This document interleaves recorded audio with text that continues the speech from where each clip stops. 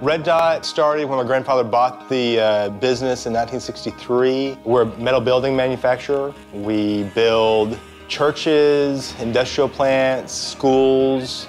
We do all sorts of buildings. My father, he was the president of Red Dot throughout my childhood. My parents have always been very giving, very mission-minded. I had thought that if the company did well and we made money, then that would give us more money to share and to work, particularly with children. We've always had an interest to help children who are at risk, but that doesn't motivate employees very well. And we wanted to try to change that model to be something that the entire company could be involved in. Our Red Dot 100X program is our company's program, our ministry, where we can utilize our success, our resources, be finances, our people, our skills, our time, and we can turn that success into significance for God's kingdom. We knew we had to find a way to articulate that, and our pastor, being not only one of the most godly men that we know, but is a very creative person, we asked him to start meeting with us. They invited me into the process as a pastor to talk about the scripture and talk about what Jesus' kingdom might look like in that regard, especially because they were trying to be sensitive to people in their company that might not be believers.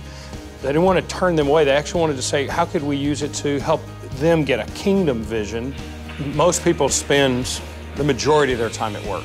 They don't spend the majority of their time at church. And we want to empower and release people into their professions and their jobs to see that as kingdom time. So we prayed and talked and brainstormed.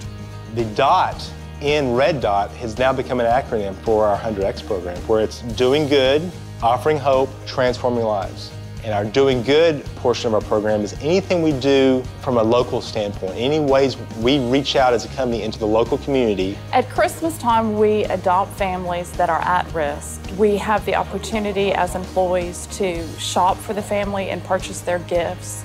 We wrap their gifts here, and then we deliver the gifts to area families. Offering Hope is any program where we help minister to our employees. We have marriage enrichment retreats. I will provide in our break room Bibles, books on parenting, spirituality, DVDs.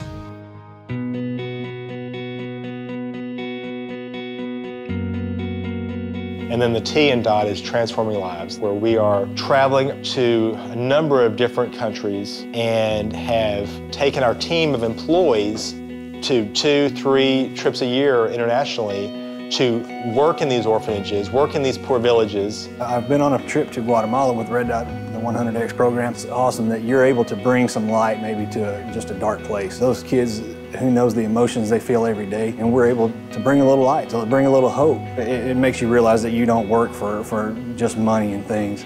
We're not asking them to take vacation. We're not asking them to pay for anything. As long as you're passionate about helping children, go on trips and use your skills, whatever they may be. We went down to re-roof a building and make it into a laundromat. And so you've got your mind on that end of things and you're focused there. But when you get there and you see the need of the children and you see how excited they get to see you come in, you know, they take you from that old hard-working guy in the plant to just a loving, they make a softie out of a guy.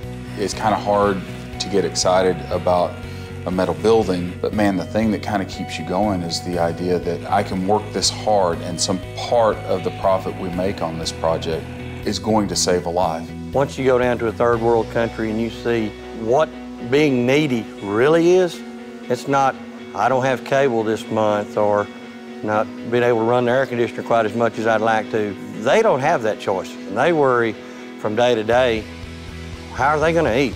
It's a wake-up call to you to go down and to see that and then come back and look around at what you got and you go, you know, I'm really fortunate. I think we live in a time period where people are not knocking the doors down of the church to solve their problems. So unless we are authentically living out Christ in our workplaces, they're not going to get a chance to get near it. We could accomplish more in the world if this kind of model flourished than if pastors tried to think it up, if church leaders tried to figure it out, if everyone in the kingdom was empowered.